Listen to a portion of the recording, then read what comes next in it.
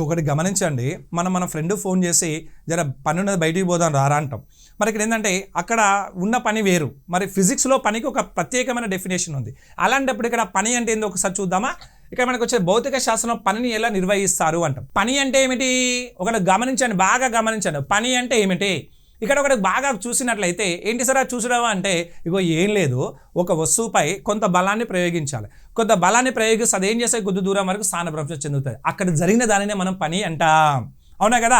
మన స్నేహితుడిని మనం ఏం చేస్తాం, పని మీద బయట తీసుకుంటాం. ఏం పని, అక్కడి నుంచి ఒక వస్తువుని తీసుకురాలి, దేన్ని ఉపయోగించి, కొంత బలాన్ని ఉపయోగించి. సో అదే పని వేరు, మన ఫిజిక్స్లో ఈ పని వేరు. అవునా కదా. అంటే రెండు కూడా మన నిత్య జీవితంలో చేసేటువంటి కార్యక్రమాలన్నీ కూడా ఫిజిక్స్ పైన ఆధారపడి ఉంటాయి. ఇవి అందరూ మీరు బాగా గమనించాలి. మరి ఇక్కడ పని అంటే మనకు ఒక ఆప్షన్స్ ఇచ్చిండు. ఏమి ఇచ్చిండు, పని ఈజ్వల్ బలం, ఇక్కడ మనకు స్థానభ్రంశం, అదేవిధంగా బలం ఇంటూ స్థానభ్రంశం అన్నాడు, అదేవిధంగా బలం ప్లస్ స్థానభ్రంశం, అదేవిధంగా బలం ఇంటూ సమయం అన్నాడు. అంటే ఇక్కడ ఏమని చెప్పిన మనకు వచ్చేసి బలం మరియు స్థానభ్రంశంగా మనం చెప్పుకోవచ్చు. కాబట్టి ఇక్కడ మనకు వచ్చేసి మన ఆన్సర్ అనేది రైట్ ఆన్సర్గా మనం చెప్పుకోవచ్చు. ఓకేనా. మరి అలాంటప్పుడు పనికి ప్రమాణాలు ఏంటి సార్, ఇగో ఈ పనికి ప్రమాణాలు చాలా ఇంపార్టెంట్ ఫిజిక్స్లో.